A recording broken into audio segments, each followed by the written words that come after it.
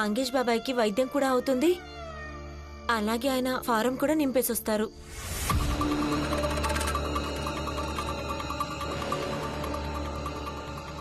ఫారంని నేను ఎట్టి పరిస్థితుల్లోనూ నింపనివ్వను, ఏది ఏమైనా కానీ.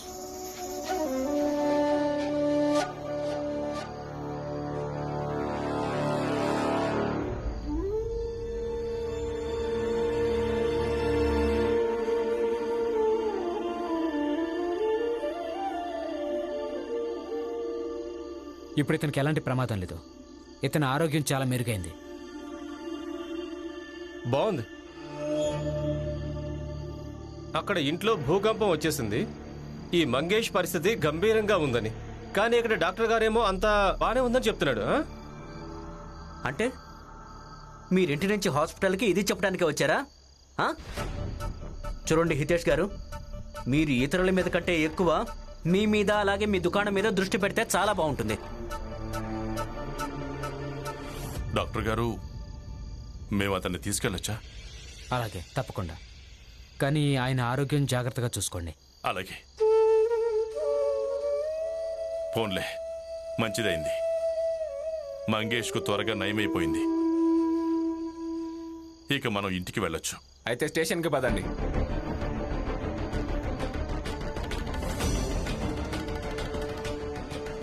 కానీ పోలీస్ అధికారి గారు, మంగేష్ ఏ అపరాధం చేశాడని తను ఇప్పుడు స్టేషన్కి రావాలి?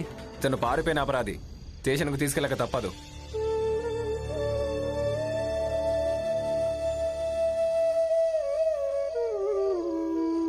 మీ బాధ్యత ఆలోచిస్తే ఇదే అనిపించిందా?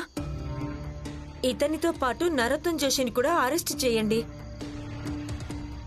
అవును, అలాగే మా సేట్ని కూడా. అరే అలా ఎలా?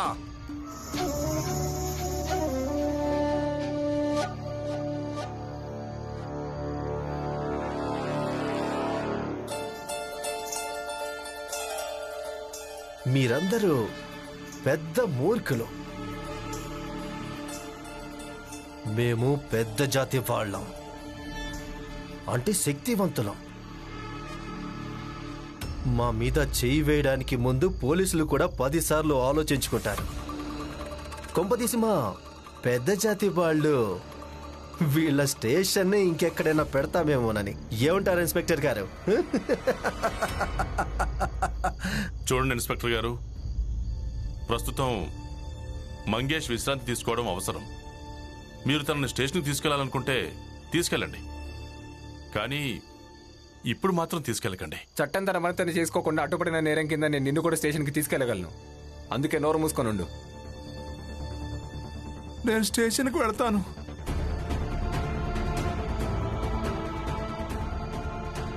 మంగేష్,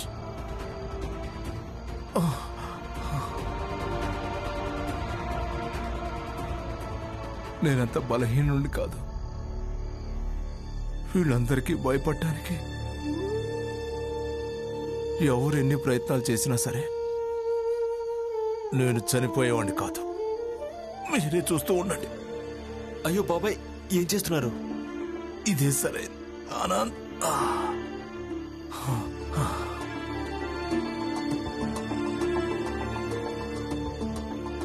జాగ్రత్త. ఆగో ఇన్స్పెక్టర్ గారు, నేను చేతులు జోడించి వేడుకుంటున్నాను మిమ్మల్ని. ఇతని ఆరోగ్యం ఏమాత్రం బాలేదు. మానవత్వంతోనైనా ఇన్ని వదిలేయండి. ఏంటి పులియా, ఒకవేళ నువ్వు పరాయి మగాడి కోసం ఇలా బ్రతిమాలుతుంటే చూసేవాళ్ళు తమకు నచ్చిన అర్థం తీసుకుంటారు. ఇదే అంటారు కదా, భర్త వదిలేసి పారిపోయాడు, పరాయి మగాడి కోసం తప్పిస్తోంది అని. మంగేష్ పరాయివాడు కాదు. పరాయి ఎవరంటే నన్ను వదిలేసి పారిపోయినవాడు. మీరందరూ పరాయిలు. మీకు నా గురించి బెంగలేదు, పట్టింపు లేదు. మంగేష్ నాకు ఆత్మీయుడు, నా గురించి బెంగపడతాడు. అయినా అతను నా గురించి బెంగపడుతుంటే నేను తన గురించి బెంగపడకూడదా? లోకులు ఏమనుకుంటారో అనుకోని. కానీ ఒకవేళ అతని క్షేమం కోసం నేను వీళ్ళ ముందు చేతులు జోడించాల్సి వచ్చినా, కాళ్ళు పట్టుకోవాల్సి వచ్చినా అది నాకు తప్పుగా అనిపించదు. అసలు నీకేమనిపిస్తే నాకెందుకు? ఇతన్ని స్టేషన్కి తీసుకెళ్తే మంచిది అనిపిస్తుంది. ఆ తర్వాత ఇతనికి చాలా విషయాలు తెలుసు. ఇతనికి చెప్పండి ఒక మంచి న్యాయవాదిని తీసుకురమ్మని, వచ్చి మంగేష్ని విడిపించమని.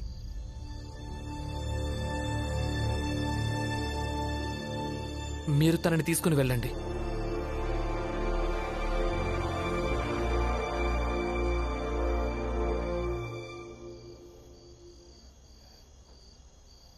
మీరు ఆయన్ని తీసుకుని వెళ్ళండి, కానీ మంగేష్ బాబాయ్కి ఏమీ జరగటానికి వీల్లేదు. అన్నట్టు నేను న్యాయవాదిని తీసుకొస్తాను. వీలైనంత త్వరగా ఇవన్నీ విడిపించేస్తాను. అలాగే ఎవరు దోషిలో వాళ్లకు శిక్ష కూడా వేయిస్తాను. మీరు మీ పని చేసుకోండి. పద. ఇన్స్పెక్టర్ గారు, భీమ్, నాకు చట్టం మీద కంటే నీ మీదే నమ్మకం ఉంది. నాకు తెలుసు నువ్వు నన్ను తప్పకుండా విడిపిస్తావని.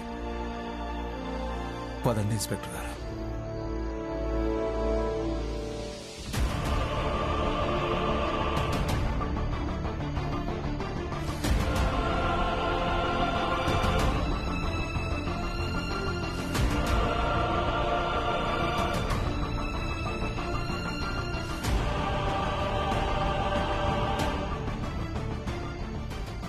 పద, మనం కూడా వెళదాం. ఏం జరుగుతుందో అది చూద్దాం.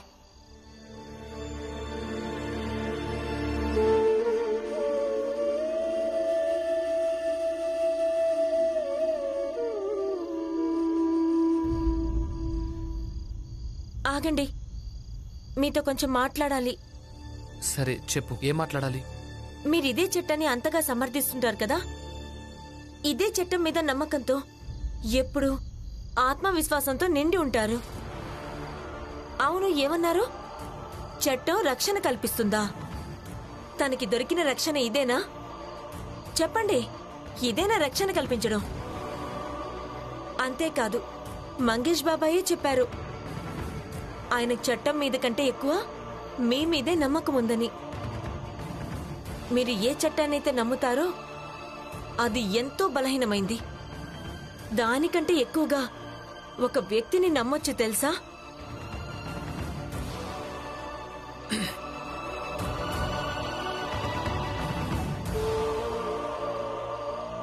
నువ్వు అర్థం చేసుకోవడం లేదు రమా. ఇప్పుడు ఏ ఇన్స్పెక్టర్ గారు మంగేష్ బాబాయ్ని తీసుకుని వెళ్లారో అది చట్టం కాదు. ఇతను చట్టంలో ఒక చిన్నపాటి భాగం మాత్రమే.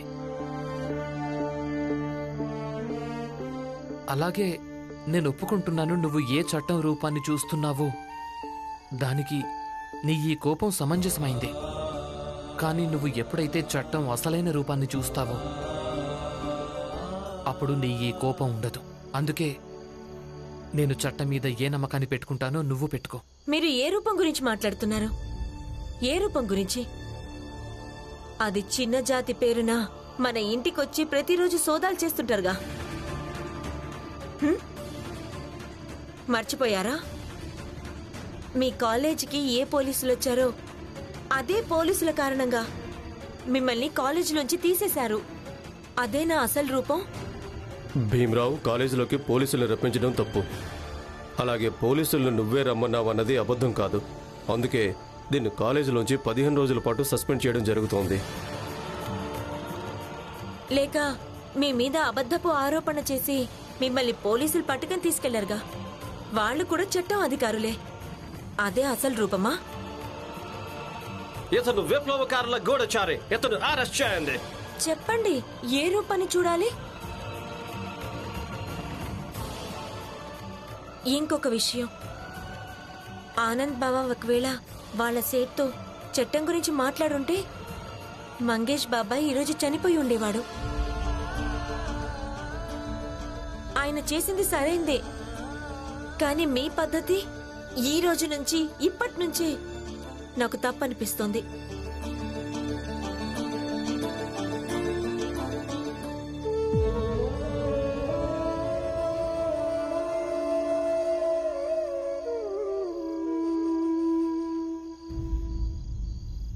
ఇదే మాట నేను ఎప్పుడూ చెప్తూ ఉంటాను కదా, భీమరావు మీద నమ్మకం పెట్టుకోవడం అన్నిటికంటే పెద్ద మూర్ఖత్వం అని. కానీ నా మాట ఎవరంటారు? అసలు ఇంతకీ భీమరావు ఎక్కడున్నాడు? అన్నయ్య భీమ్ ఎక్కడున్నాడు? ఆయన నా వెనకే వస్తున్నారు.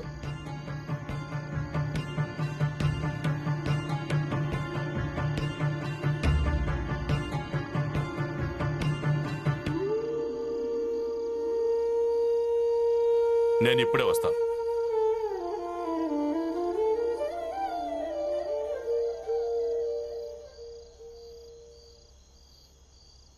ఓ పులియా, చుట్టుపక్కల వాళ్ళందరూ గుసగుసలాడుతుంటే విన్నాను. పులియాకు ఎవరో మంగేష్తో వ్యవహారం జరుగుతుందని. తన కోసమే నువ్వు హాస్పిటల్కి వెళ్ళావట. అసలు నేను ఎప్పటి నుంచో చెప్తున్నాను, పరాయి మగాడితో సంబంధం పెట్టుకోవడం అనేది మంచిది కాదు అని. హె, కానీ నేను చెప్పింది ఎవరు అర్థం చేసుకుంటారు? అసలు నువ్వెవరు? ఏమంటున్నావు పులియా? నన్నే గుర్తుపట్టడం లేదా? లేదు, నేను అస్సలు గుర్తుపట్టలేదు. ఎందుకంటే నా భర్త నన్ను వదిలేసి వెళ్ళినప్పుడు అప్పుడు నువ్వు అడగడానికి రాలేదే. అలాగే ఇంట్లో నాకంత అవమానం జరిగినప్పుడు అప్పుడు కూడా నువ్వు రాలేదు. కానీ ఈ రోజు నువ్వెందుకు వచ్చావు? ఇదే అడగడం కోసమా? మంగేష్కు నాకు మధ్య వ్యవహారం ఏంటని? ఇక రెండో విషయం, ఇవన్నీ ప్రశ్నించడానికి నువ్వెవరు అసలు? అయ్యో పులియా, వీళ్ళు ఆలోకులే.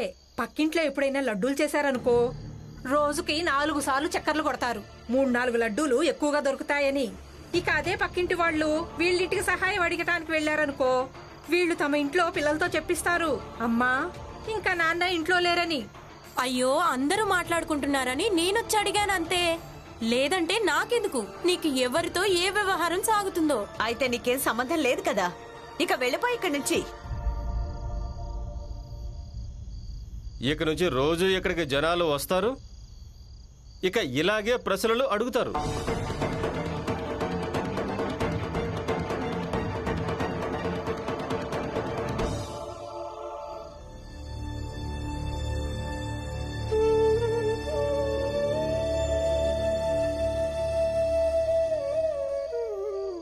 బాబు భీమ్, ఇంటికి పద. మంగేష్కి ఏమీ కాదు, మేము తనకి ఏమీ కానివ్వం.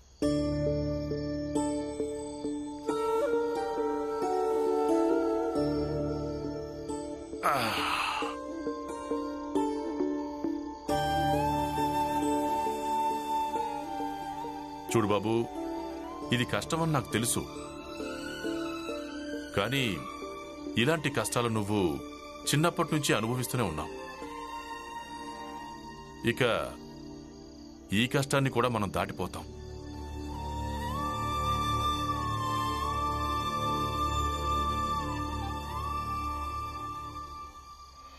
ఇప్పుడు నాకు చట్టం మీదున్న నమ్మకమే పూర్తిగా ఎగిరిపోయింది నాన్న. చిన్నప్పటి నుంచి ఈ రోజు వరకు ఎప్పుడూ ఇలా జరగలేదు. నేనెప్పుడు ఇదే నమ్ముతూ వచ్చాను నాన్న. చట్టం చేతిలో సమాజం అన్నింటికంటే సురక్షితంగా ఉంటుంది అని. కానీ ఈరోజు నాకు నా నమ్మకాల మీదే అనుమానం మొదలైంది. ఏమైంది బాబు? ఎందుకలా ఉన్నావు? రమ చెప్పింది నిజమే నాన్న.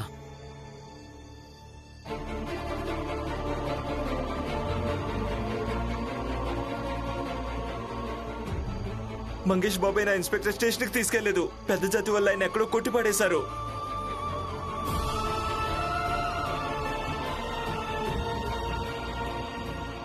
ఇతను పారిపోయిన అపరాధి, స్టేషన్కి తీసుకెళ్ళక తప్పదు. అవును, ఏమన్నారు? చట్టం రక్షణ కల్పిస్తుందా? తనకి దొరికిన రక్షణ ఇదేనా? మీరనుసరించే పద్ధతి ఈ రోజు నుంచి, ఇప్పటి నుంచే నాకు తప్పనిపిస్తోంది. పిన్ని, నాకు కోపం వచ్చింది, దాంతో నేను అనేశాను. నేనేం తప్పుగా అనలేదు కదా? లేదు,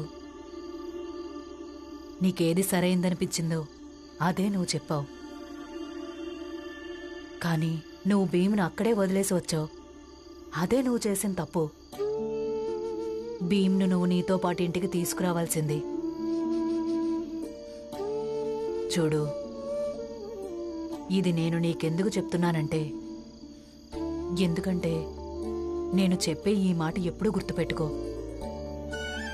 జీవితంలో నువ్వు ఎవరిని అందరికంటే ఎక్కువగా ప్రేమిస్తావో, ఎవరి గురించి నీకు ఎక్కువ బెంగగా ఉంటుందో, తనకు ఎప్పుడూ తోడుగా ఉండడం ముఖ్యమవుతుందంటే తనని తాను బలహీనుడిగా భావిస్తున్నప్పుడు. ఇంకా ఏం జరిగిందో, దాంతో భీమ్ తనను తాను బలహీనుడిగా భావిస్తూ ఉంటాడు. నేను ఆయన దగ్గరికి వెళ్ళాలి. నేను ఆయన్ని చాలా మాటలు అన్నాను. వెళ్ళు. వాడు నీ భర్త. ఆయన చాలా మాటలంటే ఏమైంది? నువ్వు వాడి భార్యవే కదా, నీకు హక్కుంది. ఇక భర్త విని తీరాల్సిందే.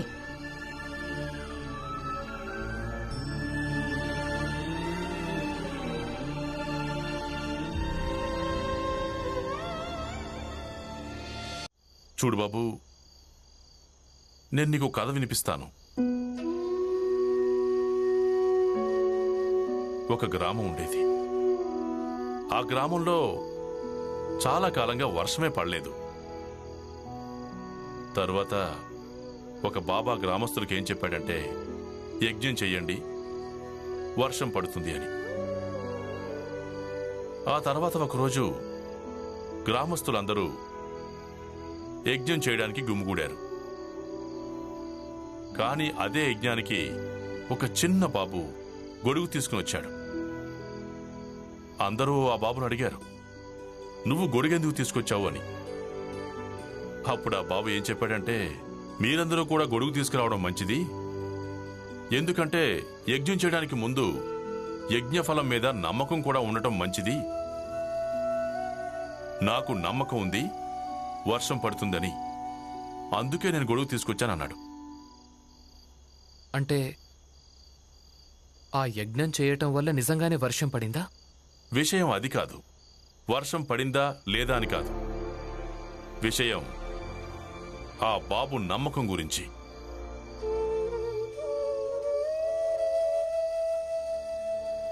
చూడు బాబు, ప్రపంచం తనను అర్థం చేసుకోనప్పుడు అప్పుడు వ్యక్తి ఆలోచనలు ఓడిపోవు. నిజానికి ఎప్పుడు ఓడిపోతాయంటే, తనే స్వయంగా తన ఆలోచనల విషయంలో సందేహపడుతున్నప్పుడు. ఒకవేళ నీకు చట్టం మీద నమ్మకం ఉంటే అదే నమ్మకం ఉంచు.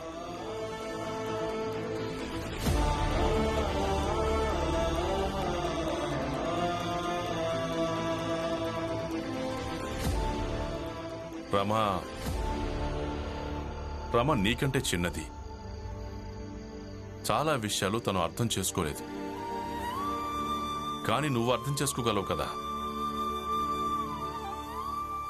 4 ఇన్స్పెక్టర్లు, 5 సిపాయిలు చట్టం కానే కాదు. చట్టం ఒక పటిష్టమైన వ్యవస్థ అవుతుంది. భీమ్, పూణేలో నాకు పరిచయం ఉన్న ఒక పెద్ద అధికారి ఉండేవాడు. తను నాతో ఎప్పుడు చెప్తూ ఉండేవాడు, ఎప్పుడైతే వ్యక్తి భయపడి ఇంటికి బదులు తను రక్షణ కోసం స్టేషన్కు వస్తాడో అప్పుడు సమాజం ఇంకా చట్టం సమతుల్యంగా ఉన్నాయని అర్థం. ఇక ఆ సమతుల్యను పటిష్టంగా ఉంచడం కోసం ఆశ పెట్టుకో, నమ్మకం పెట్టుకో.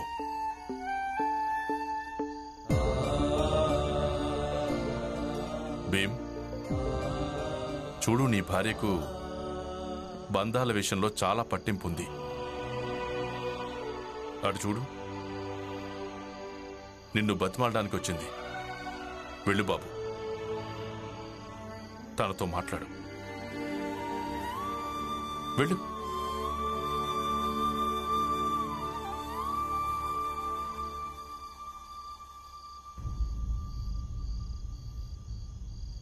నాన్న, మీతో కొంచెం మాట్లాడాలి. కూర్చో.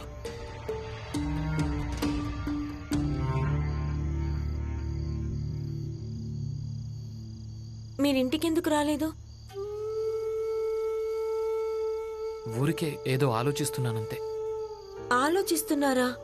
లేక మామయ్య దగ్గర నా మీద ఆరోపణ చేస్తున్నారా? అయ్యో లేదు లేదు, అలాంటిదేం లేనే లేదు. కానీ నేనేదైతే అన్నానో అదేమీ తప్పు కాదుగా. కానీ కొంచెం ఎక్కువే అన్నాననుకోండి, అవి నేను అనకుండా ఉండాల్సిందే. ఏం పర్వాలేదు. భార్యకు హక్కు ఉంటుందిగా కొంచెం ఎక్కువ మాట్లాడడానికి. అది భర్త విని తీరాలి కూడా.